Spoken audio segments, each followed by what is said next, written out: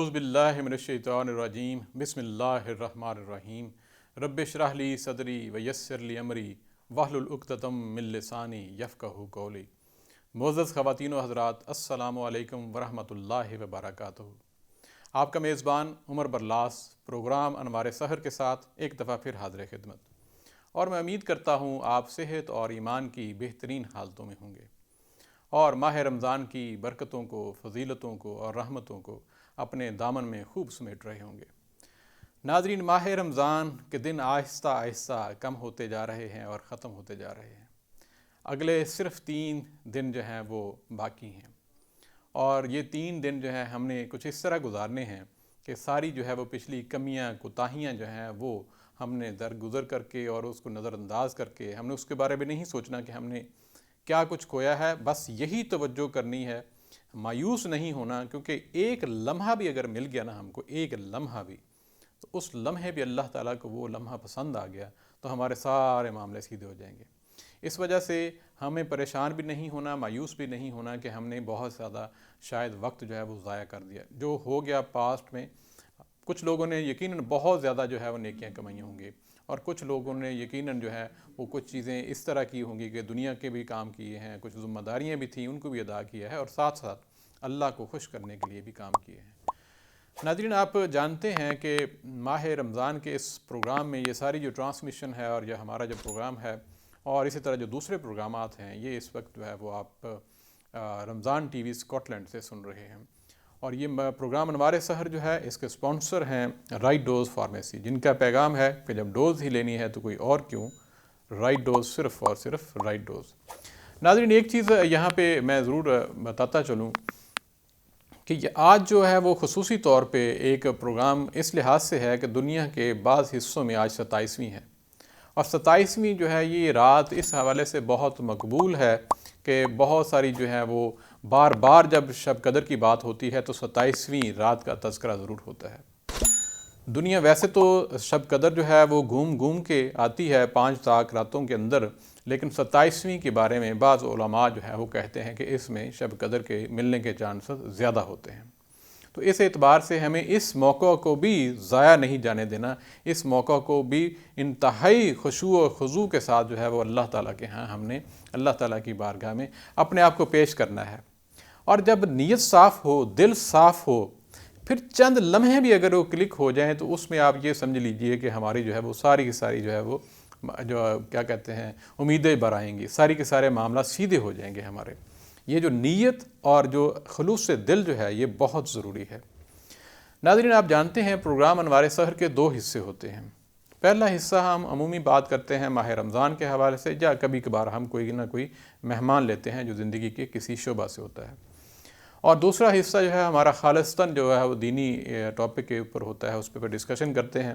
ہمارے ساتھ جو ہے وہ گیسٹ ہوتے ہیں مولانا فروغ القادری صاحب، ہم ان کے ساتھ جو ہے وہ بات چیت کرتے ہیں کسی بھی دینی ٹاپک کے اوپر، اور کوشش کرتے ہیں جو میرے اور آپ کے ذہنوں میں جو سوالات ہوتے ہیں اس ٹاپک کے حوالے سے وہ ہم ان سے پوچھتے ہیں اور ان کے جوابات حاصل کرتے ہیں قرآن و حدیث کی روشنی میں۔ آج کا جو ہمارا اس پروگرام کا ٹاپک ہے وہ ہے شان نزول قرآن پاک۔ قرآن پاک کس طرح اتارا گیا، قرآن پاک کی کیا کیا وہ ترتیب تھی، کس طرح تدوین ہوئی، وہ سارے جو معاملات ہیں اس کے شان نزول کے حوالے سے وہ آج ہمارے جو گیسٹ اسپیکر ہوں گے ہمیشہ کی طرح مولانا فروغ القادری صاحب، وہ اس پہ بھرپور روشنی ڈالیں گے۔ اور 27ویں کے حوالے سے تھوڑی سی میں یہاں پہ ایک بات ضرور رکھنا چاہتا ہوں، اور بلکہ یہ بات انتہائی ضروری بھی ہے، اور میں چاہتا ہوں کہ اس بات کا تذکرہ بار بار ہوتا رہنا چاہیے انسان کی لائف میں، کیونکہ آپ اور میں نے یہ پڑھ رکھا ہے کہ کچھ لوگ جو ہیں وہ 27ویں کی رات، کیا شب قدر کی رات، 27ویں کا چونکہ تذکرہ ہے وہ شب قدر کے ساتھ جڑا ہوا ہے، تو اس وجہ سے اگر میں شب قدر کہوں یا 27ویں کہوں تو مطلب ایک ہی بنتا ہے۔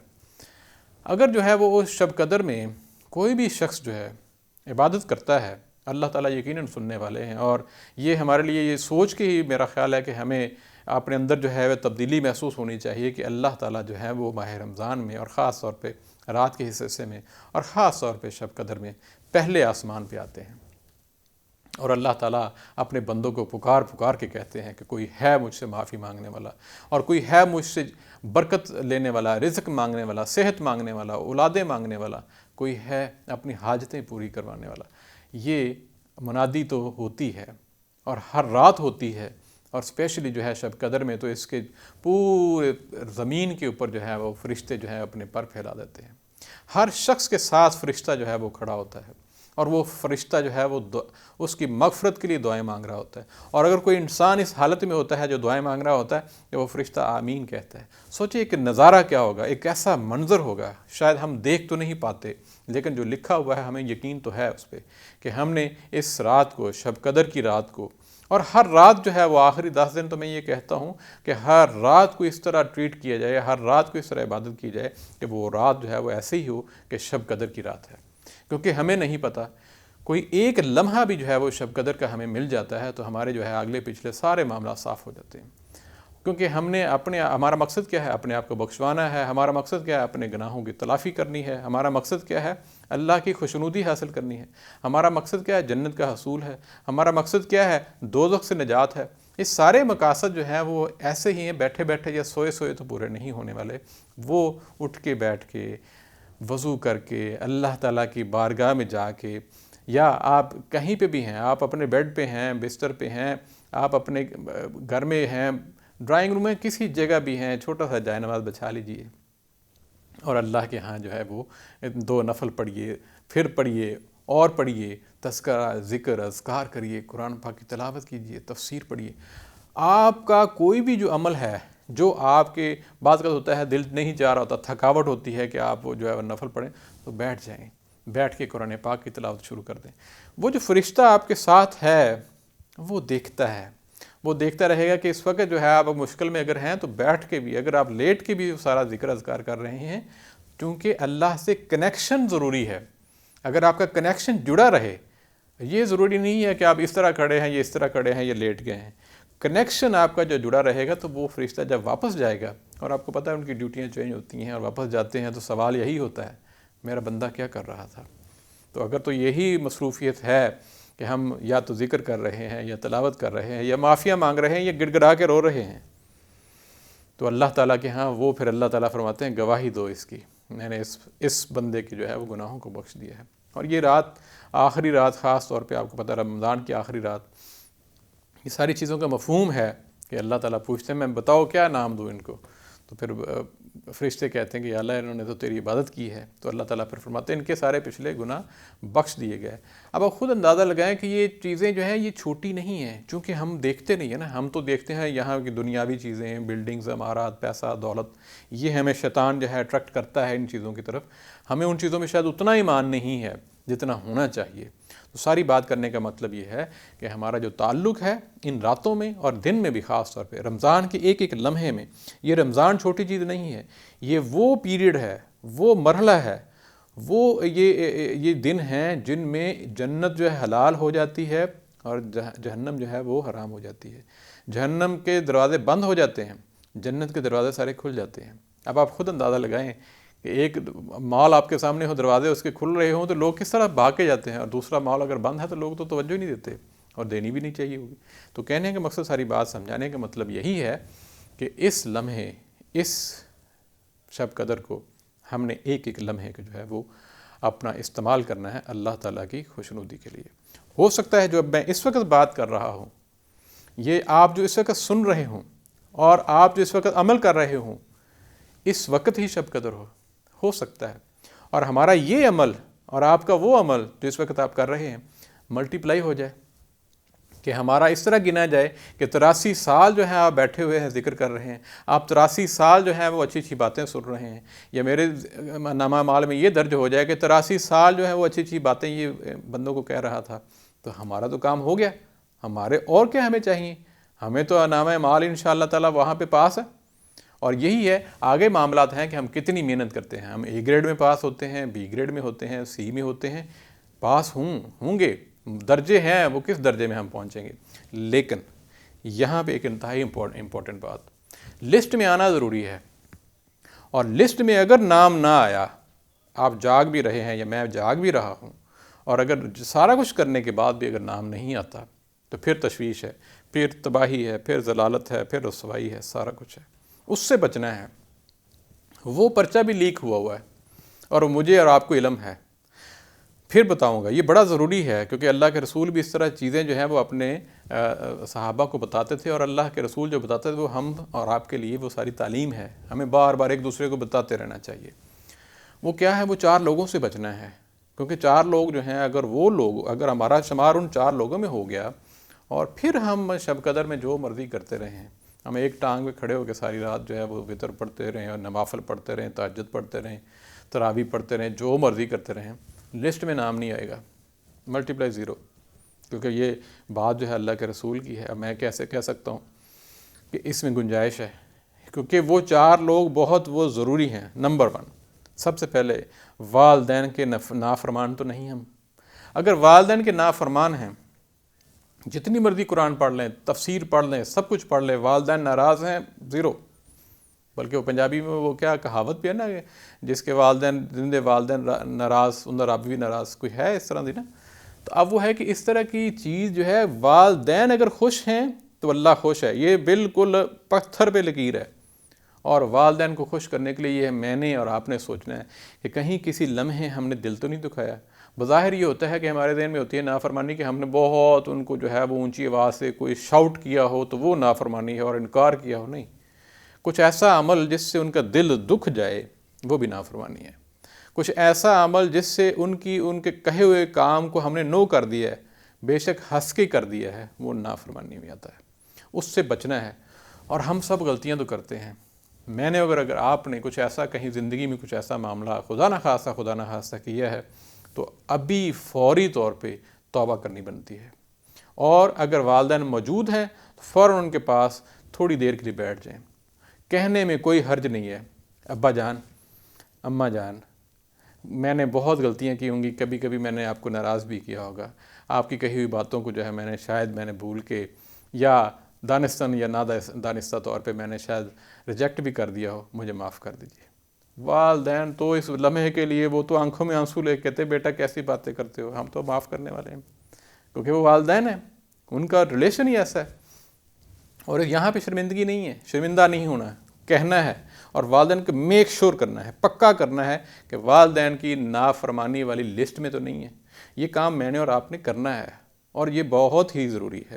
لہٰذا ایک کام تو یہ ہے کہ آج کی رات یا شب قدر کی رات جب بھی معاملہ ہو، والدین کا اگر پاس نہیں ہے تو اگلے دن فون پہ، دور ہیں تو پھر فون پہ بات کر کے تفصیلاً یہ میک شور کر لینا ہے کہ کہیں ہم اس لسٹ میں تو نہیں ہیں جو والدین کی نافرمانی والی لسٹ ہے، کیونکہ یہ گناہ کبیرہ میں آتا ہے۔ اب دوسرا جو ہے وہ یہ دیکھنا ہے، اور یہ چیز نوٹ کرتے جائیں، بلکہ آپ کو علم میں ہے لیکن یاد دہانی کے لیے میں اور آپ بات کر رہے ہیں، لیکن آپ بہت ماشاءاللہ پڑھے لکھے افراد ہیں۔ دوسری یہ چیز ہے کہ ہم نے اپنے دلوں میں جھانک کے دیکھنا ہے کہ میرے دل میں کسی کے بارے میں کوئی بغض تو نہیں ہے، کسی شخص کے بارے میں، میرا بہن، بھائی، رشتہ دار، دوست، احباب، ہمسایہ، کوئی کولیگ، کچھ بھی، کہیں دنیا کے کسی بھی انسان کے حوالے سے میرے دل میں کوئی بغض، کوئی کینہ، کوئی نفرت، ایک لمحے کے لیے آپ ضرور سوچئے، میں اور آپ یقیناً ہم خطا کار ہیں۔ بعض کا شیطان کے اتنے حملے حاوی ہوتے ہیں کہ ہمیں وہ بندہ جو ہے بعض کا اچھا نہیں لگ رہا ہوتا، بعض کا اس کے کام ایسے ہوتے ہیں۔ اور ایک چیز میں بتاؤں، شیطان حملہ اس طرح بھی کرتا ہے کہ بھائی اس نے تیرے ساتھ زیادتی کی ہے، بالکل وہ غلط آدمی ہے، ایسا نہیں ہے۔ ہمیں تعلیمات ہیں کہ جو آپ سے ٹوٹے ہم نے اس سے جڑنا ہے، لہٰذا یہ بھی میک شور کرنا ہے کہ ہمارے دل میں کسی کے بارے میں کوئی نفرت نہ ہو، ہمارے دل میں کسی کے بارے میں کوئی بغض نہ ہو، کوئی کینہ نہ ہو، بالکل دل صاف شفاف ہو۔ اور اگر آپ سمجھتے ہیں کہ کوئی ایسا ہے بندہ اور مجھے بڑی شرم آ رہی ہے اس کے پاس جو اب یہ اس طرح کے جو ہے وہ اقبالی جرم کرتے ہوئے کہ میں نے غلط سوچا فلاں فلاں، اس کا ایک اور طریقہ بھی ہے۔ فوراً آج اگر ایسا معاملہ سوچا ہے یہ شب قدر یا رمضان میں، یہ میک شور کر دینا ہے کہ فوراً دعا کر دیں، اللہ تعالیٰ اس شخص کو یا اے بی سی جو بھی ہے، یا اللہ اس کے لیے حالات اچھے کر دے، اس کے لیے رزق میں برکت ڈال دے، اس کی اولاد کو یہ جتنی اچھی دعائیں سارے مانگتے شروع کر دیں۔ یہ عمل اتنا اچھا عمل ہوگا کہ ایک تو یہ ہے کہ آپ کی توبہ بھی اس پہ قبول ہو جائے گی، کیونکہ آپ نے فوراً ریورس گیئر لگا دیا نا، اگر خدا نہ خواستہ آپ کے یا میرے دل میں کوئی خیال آیا۔ اور دوسرا یہ ہے کہ اس عمل سے شیطان ذلیل و خوار ہو گیا، جس نے وسوسے ابھی ڈالنے تھے کہ ہاں یار وہ آپ کو پتا اس نے کتنی دفعہ زیادتی کی تیرے ساتھ اور ہر دفعہ زیادتی کرتا ہے اور اس کی زیادتی وہ کتنا نقصان دیا تجھے. یہ ساری باتیں شیطان وسوسے ڈالے گا. سب باتوں کو ایک سائڈ پہ رکھ دینا ہے اور ہمیشہ یہ کہنا ہے کہ اللہ میاں اس کے لیے بہتری کر دے اور ان ریٹرن آپ کی اور میرے لیے بہتری ہو جائے گی. لہٰذا یہ نمبر 2 کام ہم نے پکے کرنے ہیں. نمبر 3 جو تیسرا کام ہم نے یہ دیکھنا ہے کہ ہمارا کوئی رشتہ دار، ہمارا کوئی دوست، ہمارا کوئی ہمسایہ، کوئی دور کا، کوئی پڑوسی، کوئی جاننے والا، کوئی دور پار کا بندہ جو ہے برادری کا بھی، کہیں ایسا تو نہیں میں نے کوئی تعلق توڑا ہوا ہے، اس سے میں نے جو تعلق ہونا چاہیے اس سے میں نے وہ کافی عرصے سے میری ملاقات ہی بند ہے. اور اگر ایسا ہے تو بالکل غلط ہو گیا. ابھی معافی مانگنا، یا اللہ میں نے غلطی کر دی، ایسا نہیں ہونا چاہیے تھا، غلط فہمیاں تھی. بے شک قصور اس کا بھی ہو، یہ بھی میں بار بار بتاتا ہوں کہ بے شک قصور اس کا ہو، کیونکہ عموماً 99% کیس ہم سب یہی کہتے ہیں دیکھیں بات تو یہ ہے میں نے نہیں توڑا، اس نے توڑا ہے. نہیں، بے شک اس نے ہی توڑا ہے. آپ کی طرف سے جڑنے والا معاملہ ہو، آپ کی طرف سے ہم آگے عید آنے والی ہے، بہانہ ڈھونڈے. ایک تو یہ ہے کہ معافی ابھی کہ یا اللہ مجھے معاف فرما دے، وہ بندہ میرا دل سے میں پکا اس کے ساتھ ہوں. اور اگر فوری رابطہ نہیں ہو رہا تو ایز سون ایز پاسبل جو ہے اس سے رابطہ کیا جائے. اور رابطے کا بہترین جو بہانہ ہے عید کا ہے. ایسے عید پہ فون کر لیا، عید رات کو فون کر لیا، چاند رات کو، السلام علیکم، وعلیکم السلام، کیا حال ہے، ٹھیک ہے. میں سوچ رہا تھا ہم بیٹھے آپ کی ہی بات کر رہے تھے کہ وہ دیکھیں وہ ایک دفعہ کیا خوبصورت ماحول تھا، ہم بیٹھے تھے، عید آئی تھی، یہ تھا وہ تھا، ایک دفعہ ہم فلان جگہ گئے تھے. ایسے بہانے سے کیا حال ہے، بڑا عرصہ ہو گیا ہے، ننو منو کا کیا حال ہے، چھوٹا پوچھ رہا تھا، وہ گڈو کا کیا حال ہے.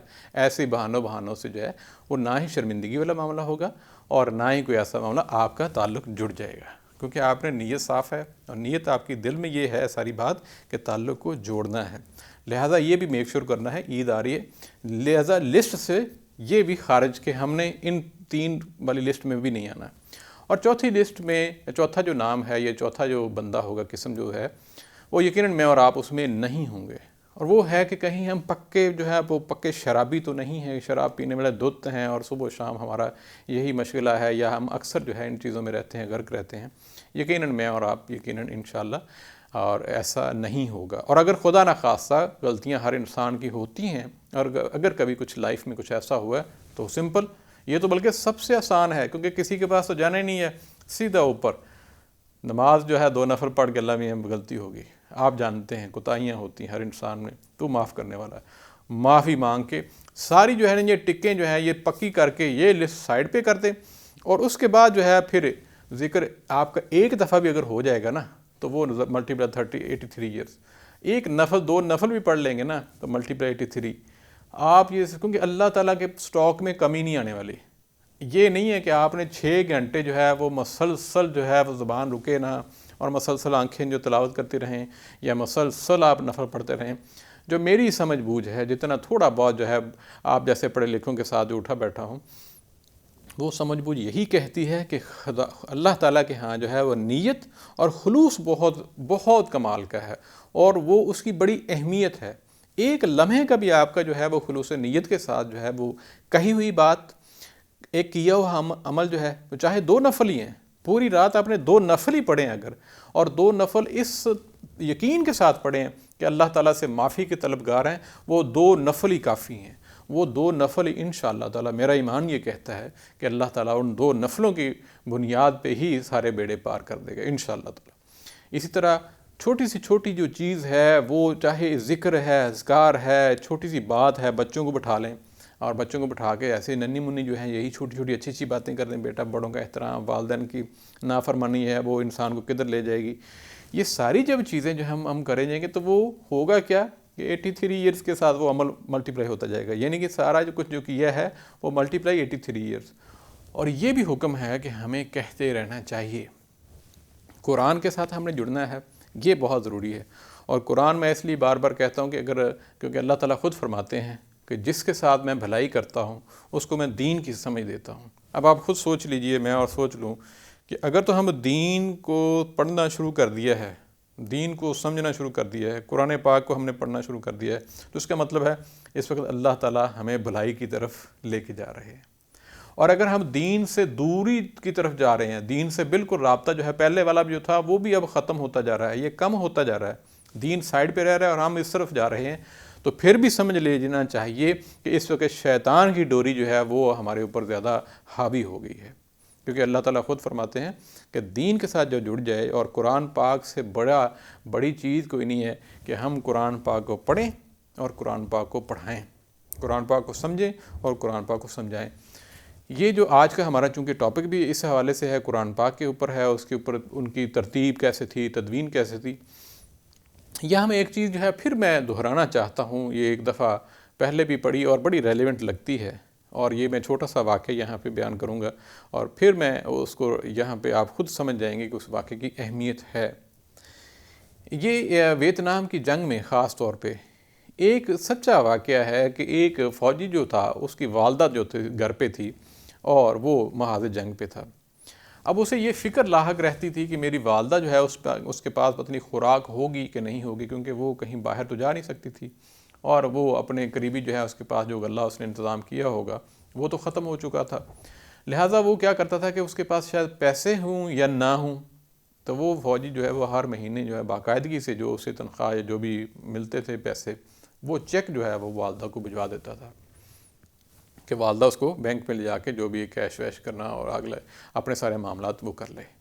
اچھا، اب والدہ جو ہے وہ اتنی پڑھی لکھی نہیں تھی، بوڑھی اماں تھی۔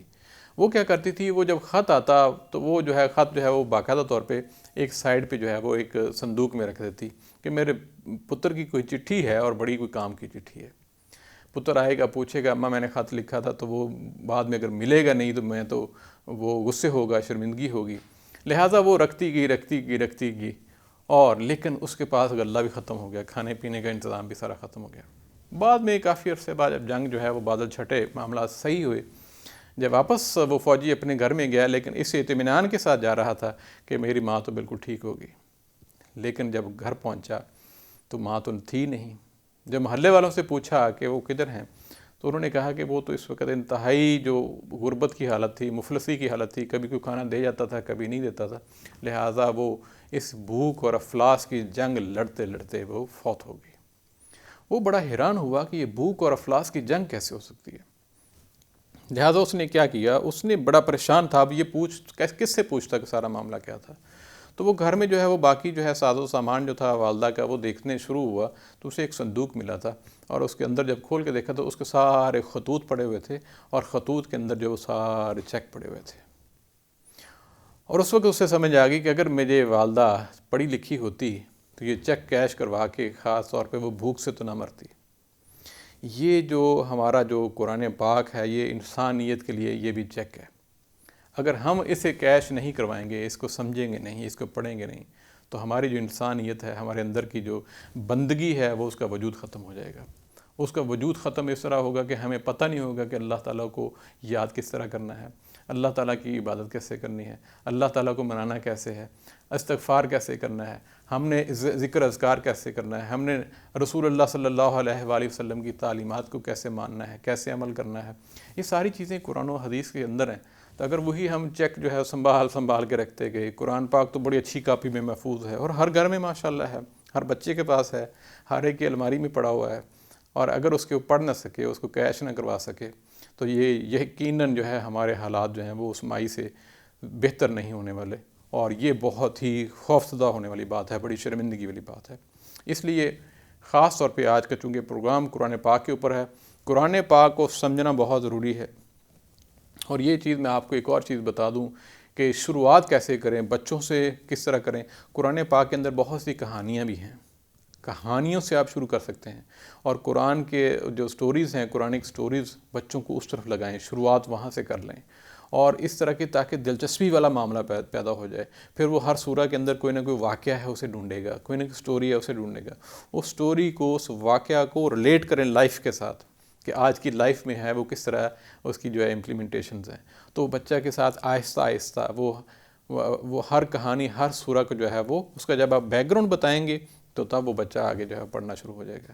لیکن یہ اس وقت ممکن ہے جب میں اور آپ پڑھیں گے، جب میں اور آپ جو ہیں وہ اس وقت پڑھیں گے، خدا نہ خواستہ جب کوئی بیمار ہو یا کوئی ایسے اوکیشنز ہوں، تو پھر تو ہم سمجھتے ہیں کہ جو ہے وہ اس کا صحیح جو ہے وہ اس کا کیا یوزج نہیں ہے۔ لیکن اگر ہم روٹین میں کریں گے تو پھر بچے بھی کریں گے، اور روٹین میں اگر صبح صبح ہم نے نیوز ہی سننی ہے تو بچے بھی ساری زندگی نیوز ہی سنیں گے۔ اور اگر ہم صبح صبح سارے قرآن پاک کھول لیں گے تو بچے بھی کھولیں گے، کیونکہ بچوں کے آئیڈیل تو پیرنٹس ہوتے ہیں، اور اس کے بعد جو ہے وہ ساری زندگی وہی کام کرتے ہیں. اس لیے اگر وہ بعد میں اچھے کام کریں گے تو اس کا ڈیویڈنڈ ہمیں ملتا رہے گا، اور اگر بعد میں وہ سارے کے سارے دنیا کے کرنٹ افیئرس بھی ویسے کریں گے تو اس کا ڈیویڈنڈ تو ہمیں نہیں ملنے والا. پھر یہاں پہ ہم ایک چھوٹا سا بریک لیں گے، اور بریک کے بعد آ کے آپ کو پتہ ہے کہ ہمارے ساتھ جو ہے مولانا فروغ القادری صاحب، اور آج جو ہے وہ ان کا سارا وقت ہوگا اس حوالے سے قرآن پاک کی شان کے اوپر وہ بات کریں گے، ان کی ترتیب کے اوپر وہ بات کریں گے. تو اس اعتبار سے ہماری جو ہے اس وقت چھوٹی سی بریک ہوگی. بریک کے بعد آ کے پھر پروگرام کے دوسرے حصے میں باقاعدہ داخل ہوتے ہیں. چھوٹی سی بریک.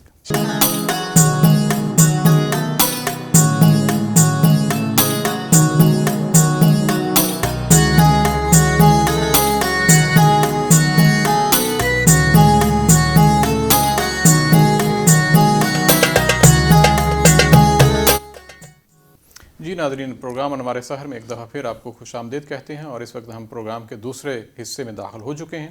اور جیسا کہ آپ جانتے ہیں کہ دوسرے حصے میں ہمارے ساتھ مولانا فروغ القادری صاحب ہوتے ہیں، جن کے ساتھ ہم کسی بھی دینی ٹاپک کے اوپر بات کرتے ہیں اور سوال و جواب ہوتے ہیں، اور ان کی جو دین کے اوپر جو دسترس ہے اس پہ ہم ان سے استفادہ حاصل کرتے ہیں. اور آج کا جو ٹاپک ہے آپ جانتے ہیں کہ شان نزول قرآن پاک اور اس کی اہمیت، اس حوالے سے جو ہے وہ بات چیت ہم ان سے کریں گے.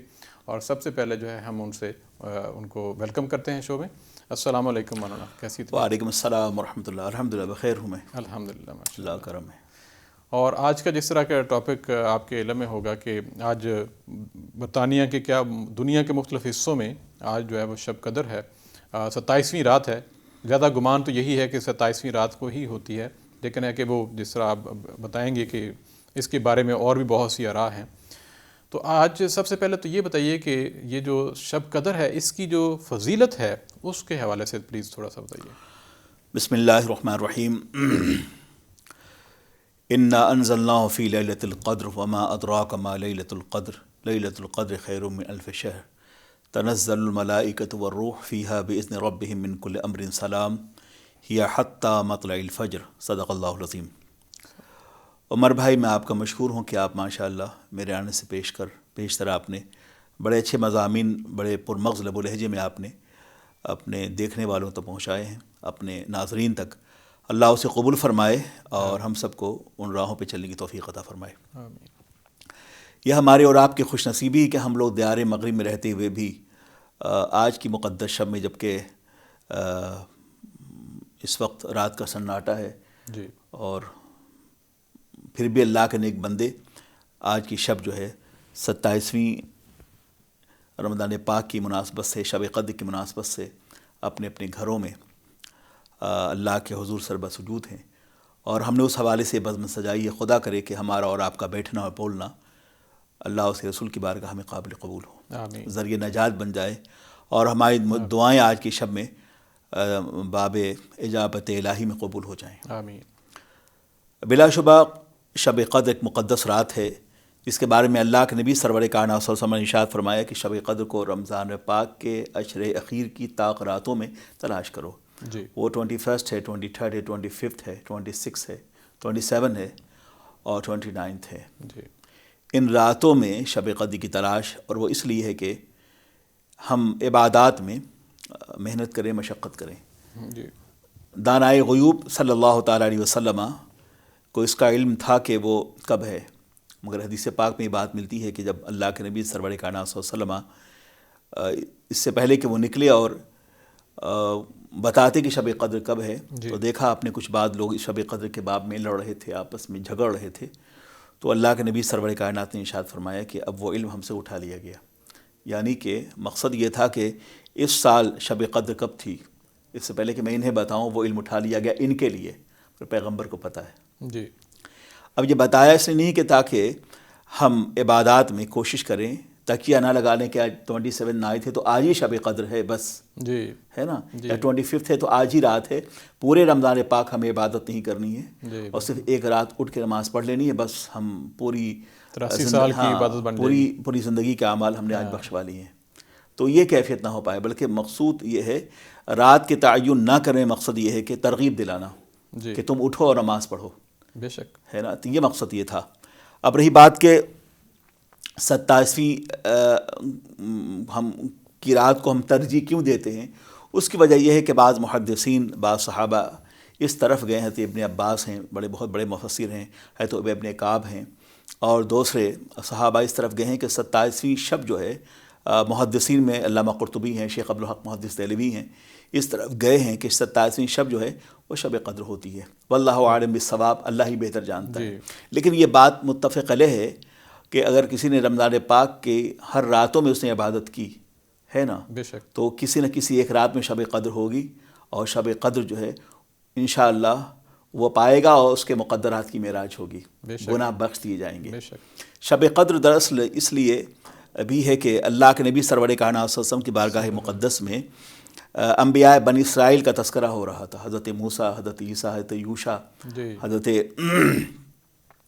زکریا و یحییٰ کے تذکرے ہو رہے تھے کہ یا رسول اللہ وہ انبیاء سابقین کا عالم یہ ہے کہ انہاں عمریں بہت لمبی ہوتی تھیں، تو ان کی عمریں بھی لمبی ہوتی تھیں، اور ان کے متبعین، ان کی امت، ان کی عمریں بہت لمبی ہوتی تھیں، یہاں تک کہ حضرت بنی اسرائیل میں ایک بزرگ تھے حضرت شمعون، ان کا واقعہ بھی سامنے آیا، تو ان کا یہ عالم تھا کہ وہ 300 سال ان کی عمر تھی، اور دن کے وقت وہ جہاد کرتے تھے، اور رات کے وقت عابد وہ شب زندہ دار تھے، خدا کی بارگاہ میں سر دریز ہوتے تھے۔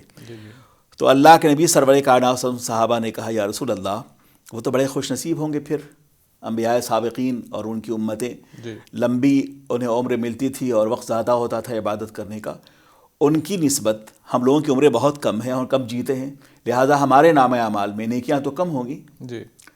تو اس سے پہلے کہ سرکار پاک سرور کائنات صلی اللہ علیہ وسلم کا قلب ناز کسی قدر مغموم ہوتا اور اس پر یاس و نا امیدی کا اثرات مرتب ہوتے، جبکہ پیغمبر کا دل اس سے پاک ہے، لیکن تقاضۂ بشری، تو اتنے میں جبریل امین بارگاہ مصطفیٰ میں تشریف لائے کہ یا رسول اللہ رب العزت نے یہ سورہ پاک آپ پہ نازل کی ہے، انا انزلناہ فی لیلۃ القدر وما ادراک ما لیلۃ القدر، ہم نے قرآن پاک کو قدر کی رات میں نازل کیا ہے کہ لوگوں کو کیا پتہ ہے قدر کی رات کیا ہے، تو فرمایا کہ لیلۃ القدر خیر من الف شہر، کہ قدر کی ایک رات جو ہے وہ 1000 مہینے سے بہتر ہے، تو 1000 مہینہ جو ہے 83 ایئرس 4 منتھ بنتے ہیں، تو ایک رات کی عبادت یعنی کہ 83 سال اور 3 منتھس ہے نا، 4 مہینے سے افضل ہیں۔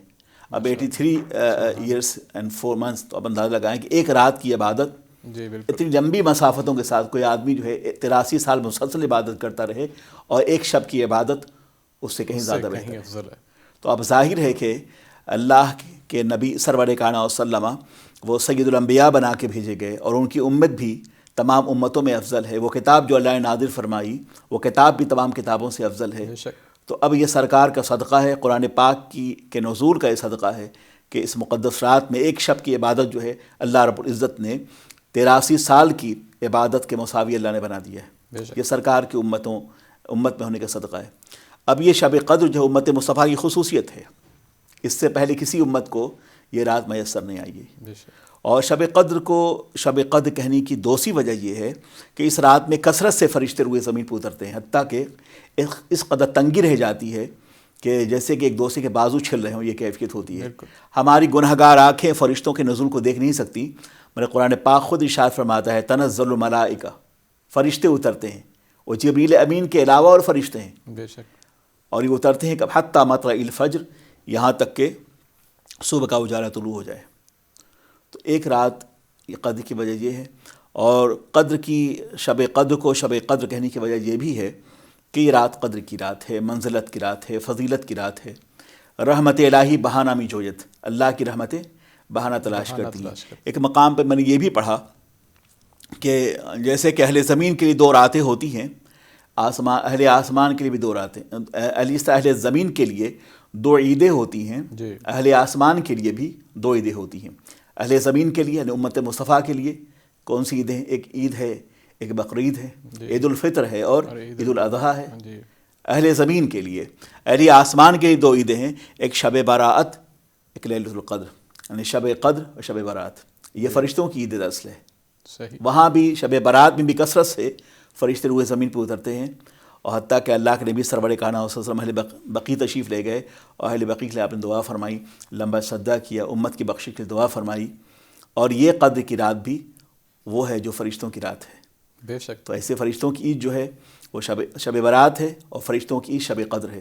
مگر اللہ کے نبی سرور کائنات صلی اللہ علیہ وسلم کے قدم ناز کا یہ فیضان ہے کہ ہم لوگ بحیثیت امت محمدیہ فرشتوں کی اس عید میں شریک ہیں، اور ہم اس فضیلت سے محروم نہیں ہوئے.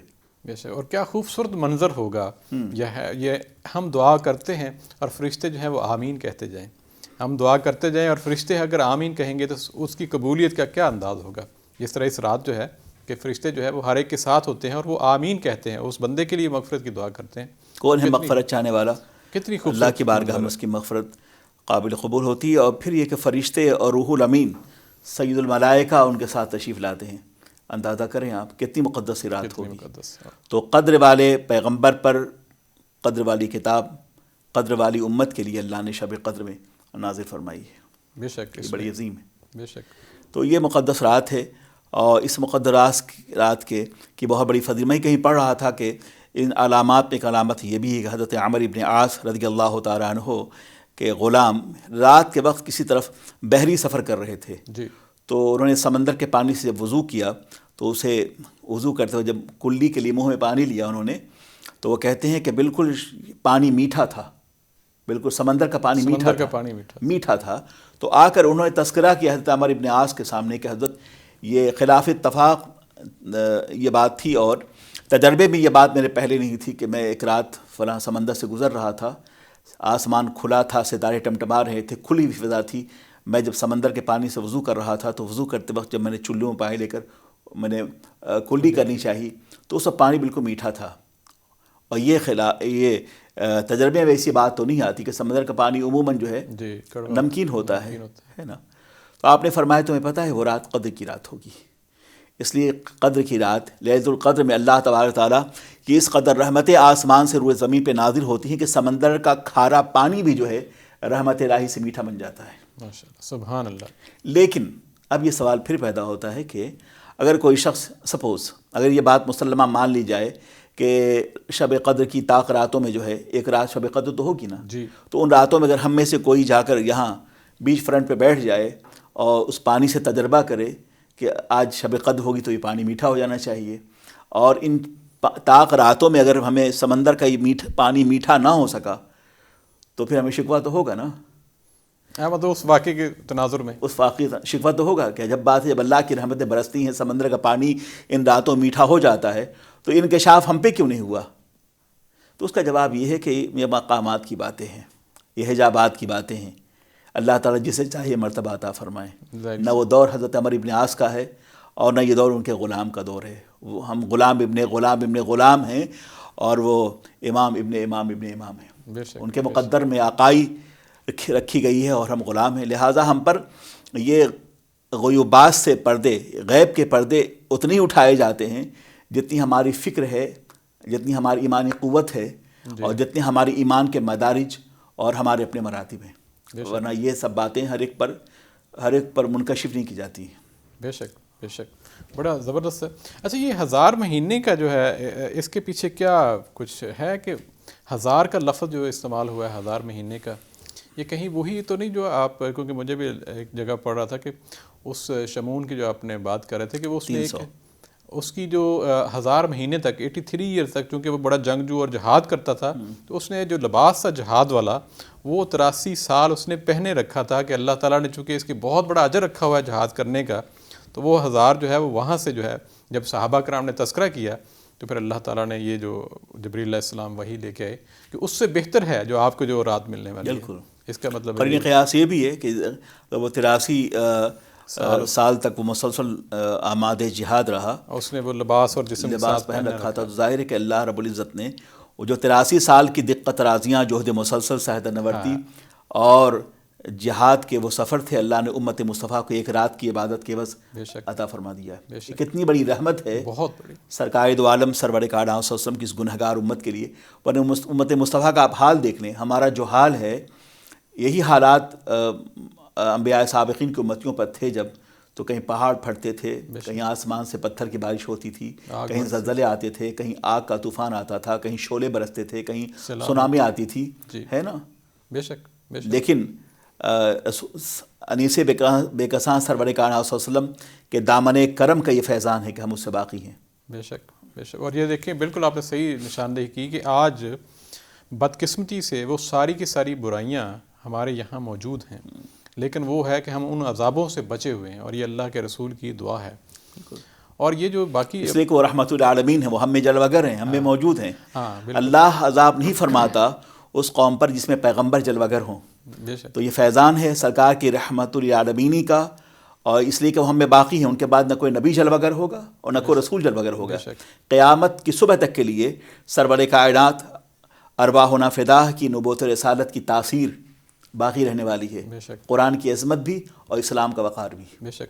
اور اس کے باوجود بات کر رہا تھا کہ اس کے باوجود جو ہے ہماری امت کے لیے، اس امت کے لیے کتنا بڑا انعام ہے کہ اگر کوئی 50-60 سال کی زندگی اگر پاتا ہے اور اس کے آپ یہ جو شب قدر کی راتیں اس کے ساتھ انکلوڈ کر لیں تو وہ تو ہزاروں سالوں میں چلا گیا اور ہزاروں سالوں کی عبادت والا چلا گیا۔ تو مقصد یہ ہے کہ جس طرح اللہ کے رسول سید الرسول ہیں، ویسے ان کی امت کو بھی اللہ نے اسی اعتبار سے شرف اور اعزاز بخشا ہے کہ مایوسی نہیں ہے۔ بے شک ایک لمحے کے لیے مایوسی نہ ہو کہ جبریل جلوہ گر ہوئے تشریف لائے کہ یا رسول اللہ، اگر وہ 83 مہینے تک آمادہ جنگ رہے، لڑتے رہے اور رات کے وقت اللہ کی عبادت کی، تو آپ کی امت کے لیے سوغات ہے، آپ مایوس نہ ہوں، یہ سوغات ہے کہ آپ کی امت ایک رات بیدار ہوگی تو وہ 83 سال سے اپنی افضل ہوگی، اس کی افضل ہوگی وہ رات۔ اس میں کوئی شک نہیں۔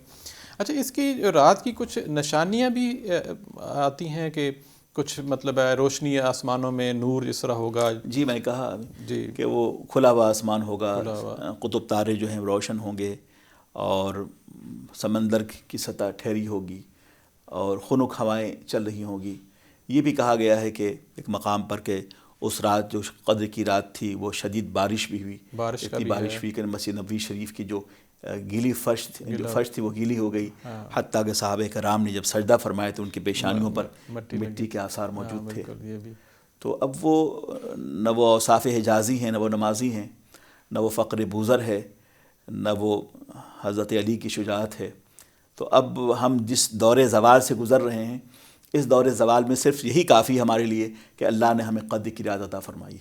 بے شک بے شک۔ اور وہ بھی آپ یقیناً ہمارے ناظرین کو بتائیے کہ خاص طور پہ اگر کوئی پا لے، جس طرح کہ وہ فرمایا گیا تھا، حضرت عائشہ رضی اللہ تعالیٰ نے یہی سوال کیا تھا کہ وہ کون سی دعا ہے کہ جو شب قدر اگر محسوس کرے بندہ یا ویسے ہی جب تاک رات ہو تو وہ دعا جو ہے وہ کثرت سے پڑھے؟ اللہم انک عفو کریم تحب العفو فاعف عنا یا کریم، اور بھی اس میں اضافہ کر لیں، اللہم انک عفو کریم تحب العفو فاعف عنا یا کریم، فاعف عنا یا کریم، فاعف عنا یا کریم، یہ دعا کرے اور اس رات کو عبادات میں گزارے۔ اور کچھ لوگ ایسا کرتے ہیں کہ وہ نوافل کی کثرت کرتے ہیں، وہ سمجھتے ہیں یہ کہ اگر ہم نے چند رکعتیں نوافل پڑھ لی ہیں تو ساری زندگیوں میں جو ہم نے نمازیں قضا کی ہیں وہ اس کے لیے وہ نماز کفارہ بن گئی۔ ایسا نہیں ہے، بلکہ پاکیزہ راتوں میں کوشش کیا کیجیے کہ جو نمازیں زندگی میں قضا ہو گئیں، قضاء عمری، اس کے پڑھنے کا اہتمام کیا جائے۔ بہرکیف اس کے علاوہ آج کی شب اور بھی ہے کہ آج کی رات قرآن پاک کی اینیورسری نائٹ ہے، کہ آج اللہ رب العزت نے قرآن پاک کو نازل کیا ہے۔ کتنی عظیم کتاب ہے کہ وہ کتاب مقدس جب سورہ فاتحہ نازل ہوتی ہے تو کہا یہ وہ سورہ ہے جو مکے میں بھی نازل ہوئی اور مدینے میں بھی نازل ہوئی۔ اللہ کے نبی سرور کائنات صلی اللہ علیہ وسلم ارشاد فرمایا کہ یہ وہ سورہ پاک ہے کہ اگر تورات یا زبور انجیل میں ایسی کوئی صورت ہوتی تو انبیاء سابقین اور ان کی امت اپنے دور میں اس سورہ فاتحہ کے نزول کے دن کو ایسے عید مناتے۔ بہت بڑی بات، بہت بڑی بات ہے۔ اور سورہ فاتحہ وہ صورت ہے کہ جو قرآن پاک کا مقدمہ ہے، مقدمۃ الکتاب ہے۔ جی، سورہ فاتحہ کے بہت سارے نام ہیں، 21-22 ناموں اس کے شمار کیے گئے، اور سورہ فاتحہ بھی ہے، فاتحۃ الکتاب بھی ہے، سورۃ الشفا بھی ہے، وہ کافیہ بھی ہے، وافیہ بھی ہے، شافیہ بھی ہے، اور سورہ شفا بھی ہے، سبع مثانی بھی ہے، بہت سارے اس کے نام ہیں۔ فاتحۃ الکتاب بھی اس کو کہتے ہیں۔ جی، تو میں اس کر رہا ہوں کہ سورہ فاتحہ وہ عظیم سورہ ہے کہ جب وہ حضور نے ارشاد فرمایا کہ سورہ فاتحہ وہ مقدس سورہ جب نازل ہوئی تو 70,000 ملائکہ لے کر سورہ پاک کو نازل ہوئے۔ سبحان اللہ، 70,000، اور یہ وہ فرشتے یہ اس کے علاوہ ہیں جو جبریل امین کے ساتھ رہتے تھے۔ جی، قیادت تو فرمائی جبریل امین نے، اس کے علاوہ یہ فرشتے ہیں۔ ایسی جب سورہ یاسین نازل ہوئی، یہ مقدس سورہ، سورہ کہف جب نازل ہوئی تو اس کے ساتھ جو ہے 70,000 فرشتے سورہ کہف کے ساتھ، سورہ یاسین شریف جو نازل ہوئی 30,000 ملائکہ لے کر آئے، اور ایسی جب سورہ بقرہ کی آخری آیت نازل ہوئی تو اللہ کے نبی سرور کائنات صلی اللہ علیہ وسلم، مفسرین یہ فرماتے ہیں، اور خاص کر جلالین ایک تفسیر کے بہت مقدس کتاب ہے جو ہر جگہ پڑھائی جاتی ہے، کہ واقعہ یہ ہے کہ جب سورہ بقرہ کی آخری آیت نازل ہوئی تو ہر آیت پر 30 ہزار فرشتے ملائکہ اسے لے کے بارگاہ مصطفیٰ میں حاضر ہوئے۔ آپ اندازہ کیجئے کیا اس کلام الہی کا اعزاز ہے اور کیا جلال ہے اس کا۔ اور آخری 2 آیات کی بہت زیادہ فضیلت بھی بتائی گئی ہے سورہ بقرہ بلا کی، شبہ بہت سارا فضیلت ہے، بہت زیادہ۔ اور حضور نے فرمایا کہ 2 ایسے نور ہیں جو اللہ نے انبیاء سابقین میں سے کسی کو نہیں عطا کیے، ایک سورہ فاتحہ ہے اور ایک سورہ بقرہ کی آخری آیات ہے، آخری آیات، بالکل۔ اور ان کو ہر رات کو سونے سے پہلے پڑھنے کا بھی حکم فضیلہ ہے۔ اور دوسری بات یہ کہ قرآن پاک کے نزول کے کئی مرحلے ہیں، جی، قرآن پاک کے نزول کے کئی مرحلے ہیں۔ پہلا مرحلہ تو یہ ہے کہ علم الہی سے کہ لوح محفوظ پہ قرآن پاک نازل کیا گیا ہے، جی، یہ پہلا اسٹیج ہے، جی، ریویلیشن کا پہلا اسٹیج علم الہی سے لوح محفوظ پر، اور دوسرا اسٹیج یہ ہے کہ لوح محفوظ سے آسمانی دنیا پہلا آسمان، اور اس کے بعد نجمن آیتن جتنی ضرورت پڑتی گئی 23 سال کی مدت میں قلب ناز مصطفیٰ پر یہ قرآن پاک جی نازل کیا گیا۔ بلکہ یہ جو کہا جاتا ہے، بلکہ یہاں پہ کچھ لوگ کویسچن کرتے ہیں کہ یہ شب قدر میں تو قرآن پاک تو ایک ہی وقت میں تو نہیں آیا، یہ تو 23 سال لگے ہیں، تو جب یہ کہا گیا ہے کہ اس رات ہم نے اتارا تو اس کا جواب یہی ہے کہ لوح محفوظ سے آسمان جو دنیا پہ یہ آیا تھا، ادھر جو ہے وہ اس رات آیا تھا، زمین پہ جو ہے وہ آیت کر کے آیا تھا۔ اور یہ بھی جو ہے کیونکہ اس کتاب کو باقی رہنا تھا، جی، تورات یک بار اتری ہے نا، جی، حضرت موسیٰ کو ایک کھور پہ گئے لے کے چلے آئے، جی، صحف ابراہیمی ایک بار اتارے گئے، لیکن قرآن عظیم کا عالم یہ ہے، صحف ابراہیم مختلف صحیفے جو حضرت ابراہیم علیہ السلام پہ اترے، تو مگر قرآن عظیم کا عالم یہ ہے کہ قرآن پاک کو قیامت کی صبح تک باقی رہنا تھا، اور اس لیے نازل کیا گیا ضرورتاً ہمارے بشری تقاضوں کے مطابق، تاکہ ہم اسے محفوظ بھی کر سکیں اور اسے یاد بھی کر سکیں، تاکہ اسے یاد کرنے میں آسانی ہو۔ بے شک، وَلَقَدْ يَسَّرْنَا الْقُرْآنَ لِلذِّكْرِ، اور ہم نے قرآن پاک کو آسان کر دیا یاد کے لیے۔ بے شک، لیکن دوسری بات یہ، ایک تو یاد ہے، دوسری بات یہ قرآن پاک کے نزول کا مقصد بھی یہی تھا کہ جیسے جیسے امت کو اس کی ضرورت پڑے اللہ رب العزت کا یہ احکام نازل ہوتے رہے اور اسے صحابہ کرام محفوظ بھی کر لیں۔ لیکن اصل میں قرآن عظیم وہ کتاب ہے جو قیامت کی صبح تک باقی رہنے والی تھی، اس کے بعد نو کتاب جل بگر ہوگی۔ اللہ نے قرآن عظیم خود ارشاد فرمایا گیا، انا نحن نزلنا الذکر وانا لہ لحافظون، اب اندازہ فرمائیں، ہم نے قرآن پاک کو نازل کیا ہے، جی، ہم نے، انا نحن، یہ حرف تاکید ہے، انا پھر نحن پھر حرف تاکید، نزلنا الذکر وانا پھر حرف تاکید، لہو لام حرف تاکید، لحافظون پھر لام حرف تاکید۔ جی، آپ اندازہ کیجیے، یعنی گرامر کے اعتبار سے ایک سینٹنس میں، ایک جملے کے اندر اتنے الفاظ کو، تاکید کے اتنے الفاظ استعمال کیے گئے، یہ قرآن پاک کا اعجاز ہے، یہ قرآن پاک کی فصاحت ہے۔ بے شک، بے شک، انا نحن نزلنا الذکر وانا لہ لحافظون، بے شک، بے کہ شک، ہم نے قرآن پاک کو نازل کیا ہے اور ہمیں اس کی حفاظت کرنے والے ہیں۔ قرآن عظیم سرکار کا وہ معجزہ ہے کہ ہر دور میں انبیاء کرام کے سامنے چیلنجز رہے، مثلا کہ حضرت موسیٰ کا دور سحرکاریوں کا دور تھا، جادوگروں کا دور تھا، کاہنوں کا دور تھا۔ حضرت موسیٰ کے مد مقابلے فرعونہ تھے، ان کے پاس جادوگر تھے۔ حضرت موسیٰ کو عصائے موسوی دے کر جادوگروں کے مقابلے کے لیے اس عصا کو اژدہے کی شکل میں حضرت موسیٰ نے پیش کیا، یہ بھی حضرت موسیٰ کا معجزہ تھا۔ حضرت عیسیٰ کا جو معجزہ زمانہ تھا وہ دراصل اس بات کا اعلان تھا کہ اگر آپ اللہ کے نبی ہیں تو مردوں کو زندہ کر دیجیے، آپ اللہ کے نبی ہیں، مادرزاد اندھوں کو آپ شفا بخشتے ہیں، اللہ کے نبی ہیں، پرندوں کو پھونکتے ہیں وہ اڑنے لگتا ہے، اللہ کے نبی ہیں، جو سفید داغ کے لوگ ہیں، مریض ہیں، آپ ہاتھ پھیرتے ہیں شفا یابی ہو جاتی۔ یہ قرآن کہہ رہا ہے کہ میرا ہے نا۔ اور دوسری بات، ایک اور بات کرنا چاہتا ہوں کہ حضرت عیسیٰ علیہ السلام سے ان کی والدہ نے کہا، ان مخالفین کے مد مقابلے، پوچھو اس بچے سے یہ کون ہے نا۔ اگر حضرت عیسیٰ نہ کہتے تو میں بچہ کہاں بولتا ہے، جی بالکل، اگر نہ بولتے تو، مگر اس سے بات ثابت ہوتی ہے کہ انبیاء کرام کے ابوین، ماں اور باپ کو بھی اللہ رب العزت وہ منصب و مقام اللہ عطا فرماتا ہے۔ پھر وہ مریم علیہ السلام جب حضرت عیسیٰ ماں کے پیٹ میں تو اس وقت سے لے کر آخری لمحے تک اللہ نے جو تائیدات، جو نصرت، جو حمایت اور جو غیبی تصرفات بخشے تھے حضرت مریم کو، انہیں پتہ تھا کہ جس خدا نے حضرت عیسیٰ کو بغیر باپ کے پیدا کیا ہے، وہ خداوند قدوس اس بات پہ قادر ہے کہ اسے بولنے کی صلاحیت بخشے۔ بے شک، یہ ایمان کامل تھا ان کا۔ بے شک، بہرکیف وہ تو حضرت عیسیٰ کو واقع محض کر رہا تھا کہ اب پھر وہ کہا کہ میں اللہ کا نبی ہوں، آتین کتابی، ہمیں کتاب دی گئی ہے، جی، میں اللہ کا نبی ہوں، ہمیں کتاب دی گئی ہے۔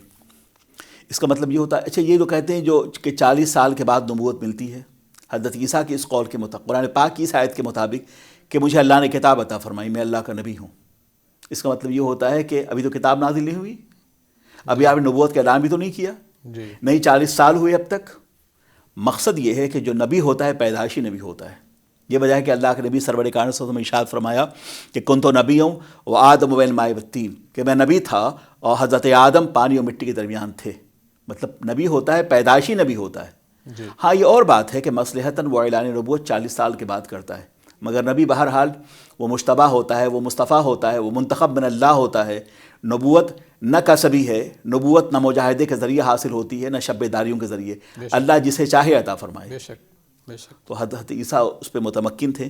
تو حضرت عیسیٰ کا دور جو ہے وہ یہ تھا کہ مردوں کو زندہ کر دیں تو ہم نبی مان لوں۔ ایک کفار و مشرکین ہیں نا، جی، ان کے پاس تو بہت ساری ایکسکیوزز تھے کہ یہ کیسے ممکن ہو سکتا ہے کہ مردہ کو کوئی زندہ بھی کر سکتا ہے۔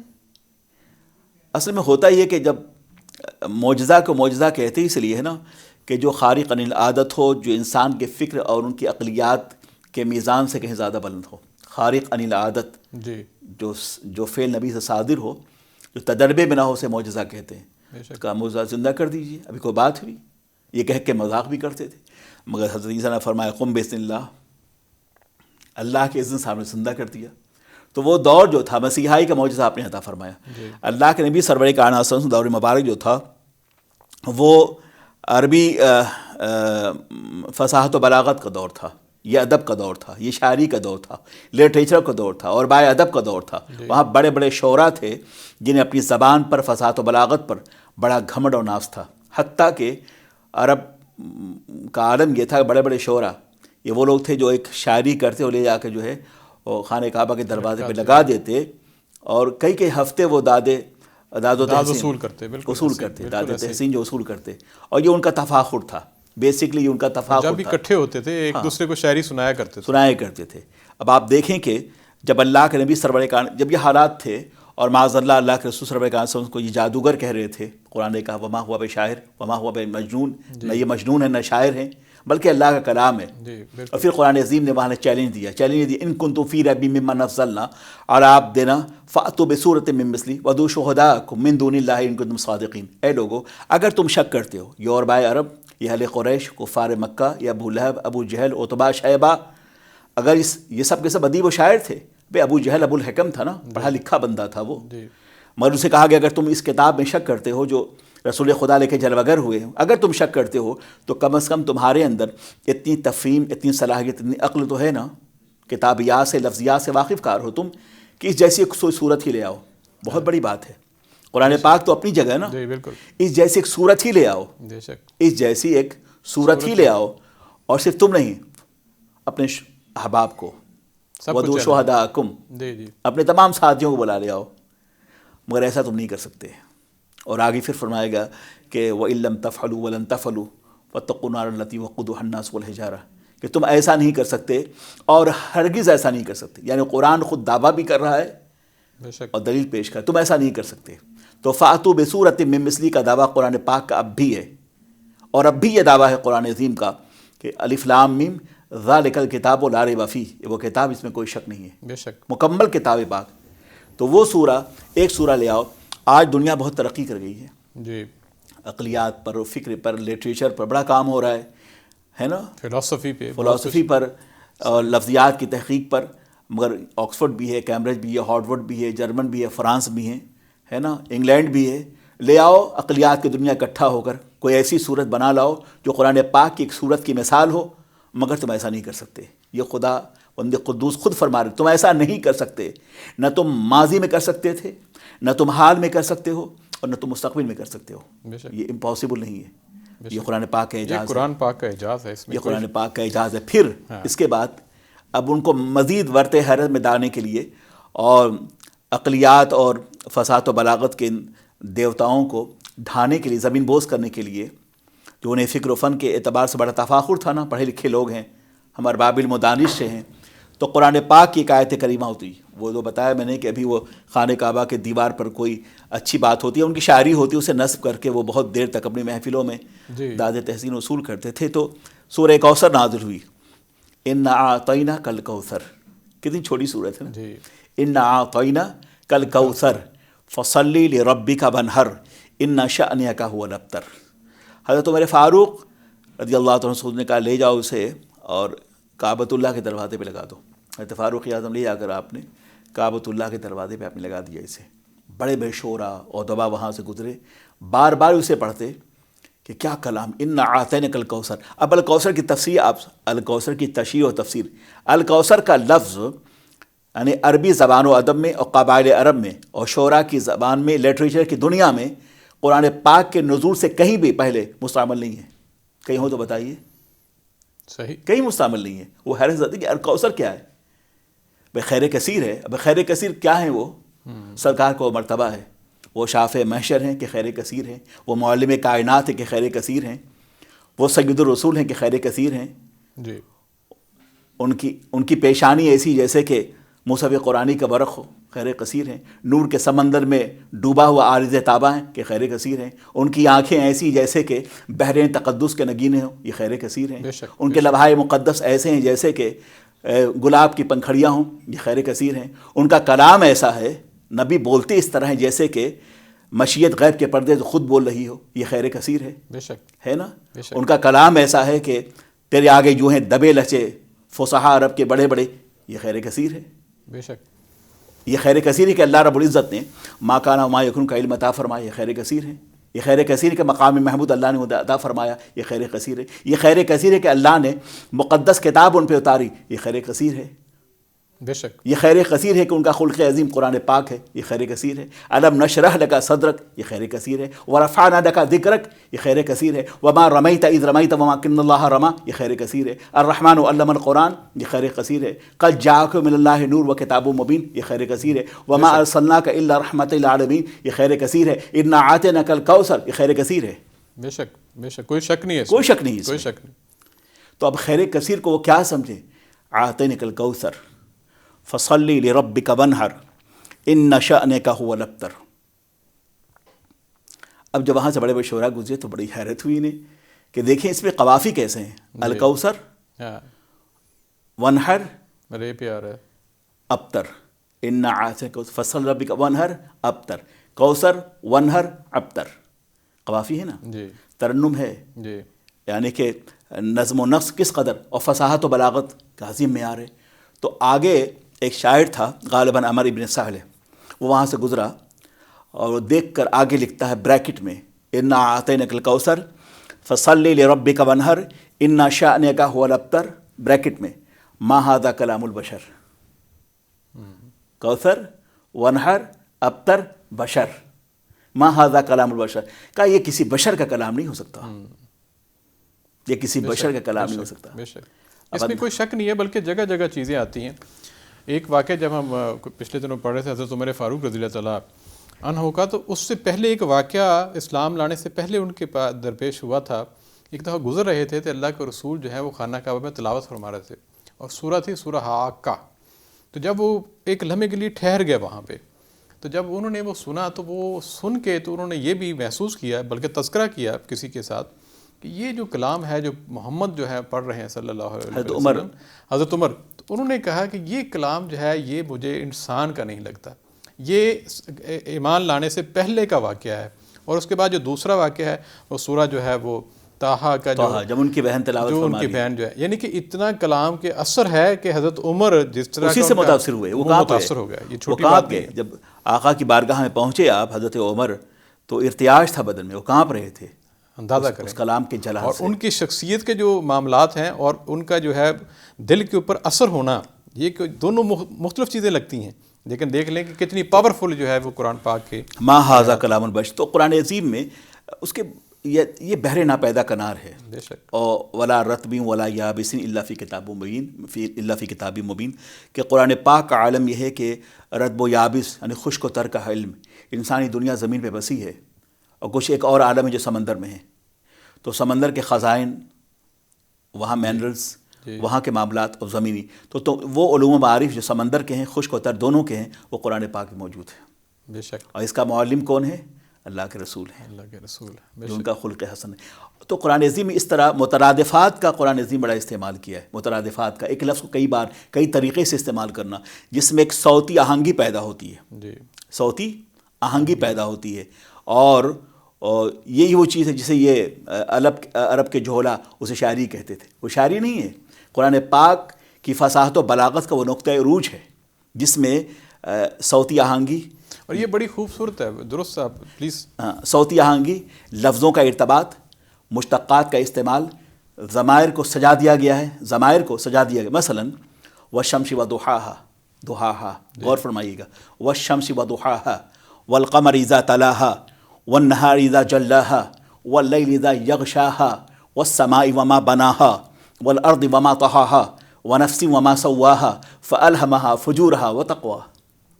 قد افلح من زکاها وقد خاب من دساها كذبت ثمود بتقواها اذ انبعث اشقاها فقال لهم رسول الله ناقة الله وسقياها فكذبوه فعقروها فدمدم عليهم ربهم بذنبهم فسواها ولا يخاف عقباها. سبحان اللہ. بالکل سبحان اللہ. سبحان اللہ. اندازہ کیجئے کس قدر ترنم ہے. بے شک. بے شک. تسلسل ہے. بے شک. جیسے ایک سمندر کا بحر ناپیدا کنار اپنی موجوں کے ساتھ بل کھاتے ہوئے بڑھ رہا ہو. بے شک. دنیا کی کوئی طاقت اور کیا کہتے ہیں زمان و مکان کی کوئی فصیل اسے روک نہیں سکتی. بے شک. بے شک. اس میں بالکل آپ نے درست کہا. بلکہ کئی جو ہیں وہ قرآن پاک کے جو مفسر ہیں وہ یہ کہتے ہیں کہ پہلی سورہ کی جو پہلی 3 آیات ہیں اور آخری سورہ کی جو پہلی 3 آیات ہیں ان کا مقابلہ کیا جائے تو دونوں کا وزن، دونوں کا مزاج، دونوں کا انداز جو ہے وہ ایک ہے.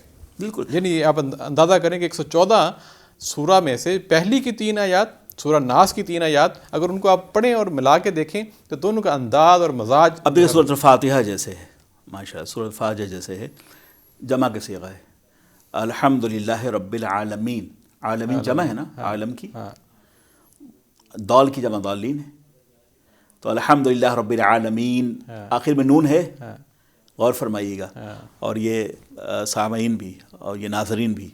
الحمدللہ رب العالمین الرحمن الرحیم مالک یوم الدین ایاک نعبد و ایاک نستعین اہدنا الصراط المستقیم صراط الذین انعمت علیہم غیر المغضوب علیہم ولا الضالین. عالمین ضالین، نستعین دین، مل رہے ہیں نا سب. بے شک. تو یہ کیا لفظوں کا انتخاب ہے. قرآن عظیم اور یہ الفاظ ایسے ہیں، واللہ العظیم یہ الفاظ ایسے ہیں کہ پڑھتے وقت ایسا محسوس ہوتا ہے کہ اسی وقت اور ابھی سدرۃ المنتہا کی چہکتی ہوئی بلبل جبریل امین ان آیت کریمہ کو لے کر قلب ناز مصطفیٰ پر نازل کر رہے ہیں. کیا خوبصورت. اور یہ شاعری کا ہے، جس طرح ایک ہوتا ہے نا کہ اعلیٰ ترین جو شاعری ہے، آپ کے پاس الفاظ نہیں ہیں. دنیاوی شاعری کا عالم قرآن پاک نے جواب دیا ہے. دنیاوی شاعری کا عالم یہ ہے کہ وہ تو لغو و معنی پر بیکار باتوں میں مشتمل ہوتی، اس کے حقائق سے کوئی تعلق نہیں ہوتا. مگر یہ وہ ہیں آیت قرآنیہ کہ اس قدر سجے سجائے ہوئے ہیں کہ جسے دیکھ کر کبھی کبھی تو ایسا لگتا ہے تمثیل کے لیے جیسے نسیم صبا چل رہی ہو، سمندر کی موجیں اٹھ رہی ہوں، افلاک کی بلندیاں محسوس ہوتی رہی، ستاروں کا انجمن دکھ رہا ہو. بے شک. بے شک. ہے نا، پہاڑوں، مرغزاروں، سبززاروں کی رانائیاں محسوس ہو رہی ہوں. تو قرآن کو آپ پڑھتے جائیے اور ایسا محسوس ہوتا ہے جیسے کہ دل کی کائنات پر یہ زبان آج بھی حکومت کر رہی ہے. اور بڑی بات یہ ہے عمر بھائی کہ کوئی بھی زبان ہو، ہم لوگ انگلش ماحول میں یہاں رہتے ہیں، شیکسپیئر کی جو انگریزی ہے وہ آج نہیں ہے، غالب و میر کی اردو وہ آج نہیں ہے. ٹھیک ہے نا. ایسے ہی فارسی پڑھنے کا رواج بھی ختم ہو رہا ہے. جو سنسکرت ہے، جو ان کے مذاہب کی کتابیں ہیں، وہ ہندی آج نہیں ہے. تو ہر زمانے میں تبدیلیاں ہو رہی ہیں.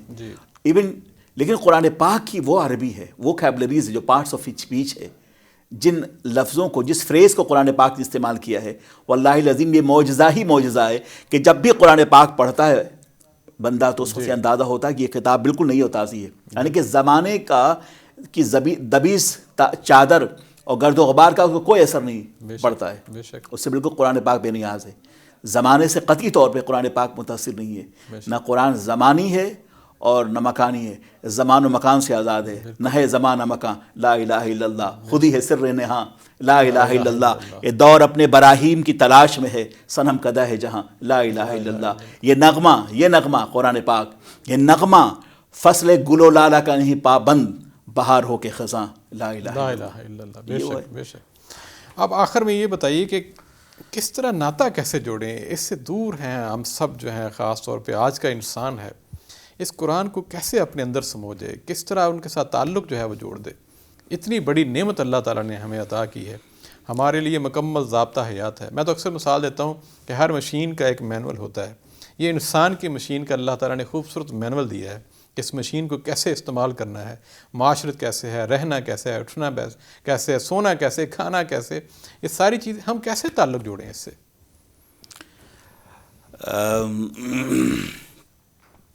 نبی مکرم سرور کائنات صلی اللہ علیہ وسلم اشکبار ہو گئے اس وقت جب ایک سورہ پاک ان کی نازل ہوئی. علی الصباح، صبح کے فجر کے بعد، اذان فجر کے بعد حضرت بلال حبشی بیان فرماتے ہیں کہ حضور کی بارگاہ میں حاضر ہوا تو آقا دو جہاں اشکبار تھے. تو میں نے پوچھا یا رسول اللہ آپ کی آنکھوں میں آنسو کیوں ہیں؟ تو اللہ کے نبی سرور کائنات نے ارشاد فرمایا کہ آج ایک سورہ نازل ہوئی ہے، ایک آیت کریمہ، جی، اس کے بعد تفکر اور احساس بڑھ گیا ہے. وہ آیت پاک یہ ہے کہ ان فی خلق السماوات والارض واختلاف اللیل والنہار لآیات لأولی الالباب، کہ بے شک ان فی خلق السماوات والارض، زمین اور آسمان کی تخلیق میں، رات اور دن کے آنے جانے میں اللہ کی بڑی نشانیاں ہیں. بے شک ان کے لیے جو اولو الالباب ہیں، جو ذہین ہیں. معلوم ہوا رات اور دن کو اللہ نے پیدا نہیں کیا. ہم زمانی لوگ ہیں نا، ہم زمانے سے متاثر ہیں. زمانہ رات اور دن کے آنے جانے کا نام ہے، مقدار حرکت کا نام زمانہ ہے. بے شک. اور اس کے ساتھ ساتھ فرمایا گیا کہ زمین و آسمان کی تخلیق میں، اور رات زمین و آسمان، تو اللہ نے زمین و آسمان کو پیدا کیا. تو زمین کو پیدا کیا تو زمین میں ہزارہا چیزیں ہیں، لاکھوں چیزیں ہیں جن کے حقائق، جن کے معارف ہمیں جاننا چاہیے. آسمان تو آسمان تنہا تو نہیں ہے، کئی آسمان ہیں، ستاروں کی دنیا اور ہے، گلیکسیز کی دنیا اور ہے. بے شک. ہزاروں قسم کے نجوم ہیں افلاک پر گھرے ہوئے، یہ فضا، یہ ہوا، یہ خلا. تو قرآن فرما رہا ہے کہ تم اس پہ تحقیق کرو، دیکھو، سوچو، غور کرو کہ اللہ نے زمین و آسمان دن رات ایسے نہیں بنائے ہیں.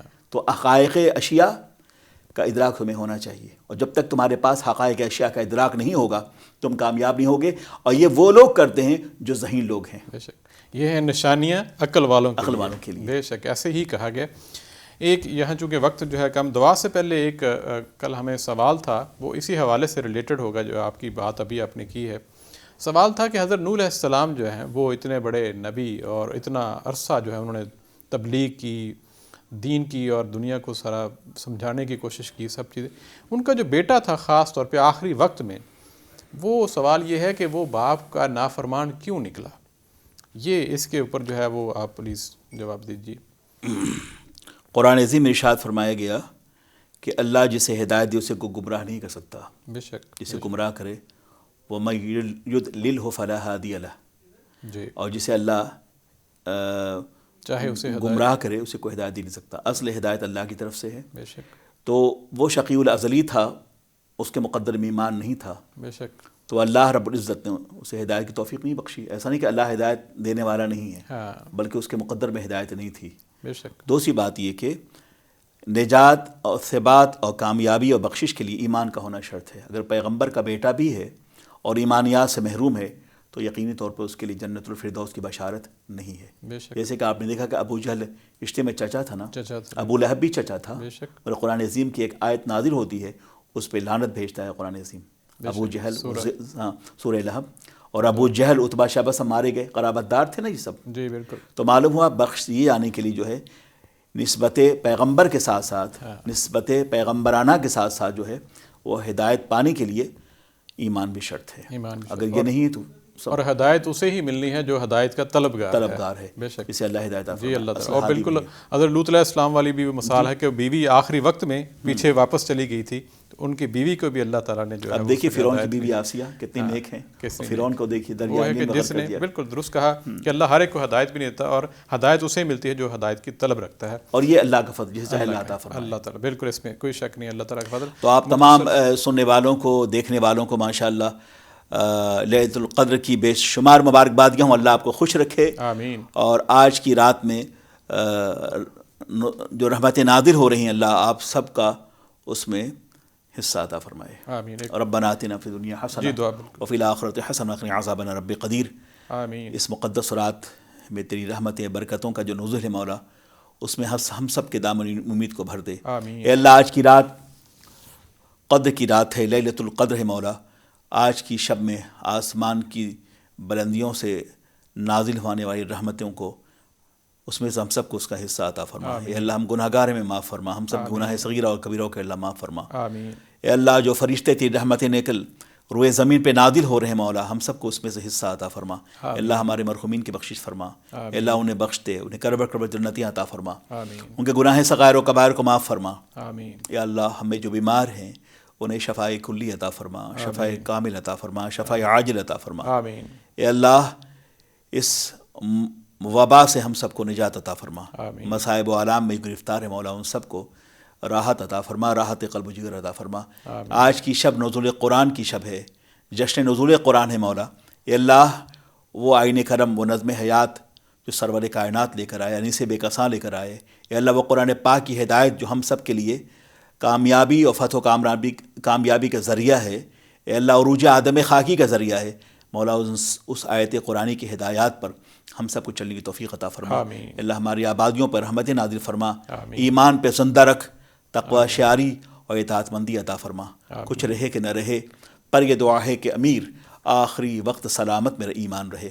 فصلی اللہ تعالی علی حبیبہ محمد وعلی آلہ واصحابہ اجمعین برحمتک یا ارحم الراحمین، باقی لا الہ الا اللہ محمد رسول اللہ۔ آمین ثم آمین۔